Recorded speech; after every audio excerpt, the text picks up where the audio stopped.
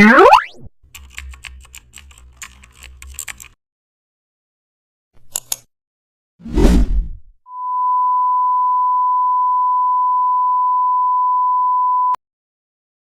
back to the channel. Don't forget to like, share and subscribe for more updates. Today we are exploring an amazing topic of Photoshop, how to create cinematic light rays effect in Photoshop. Open your image in Photoshop, then duplicate the image layer using Ctrl+J. Now go to the filter, select render and also select lightning effect. Choose spotlight from the options. Move the light source toward top corner, increase intensity slowly.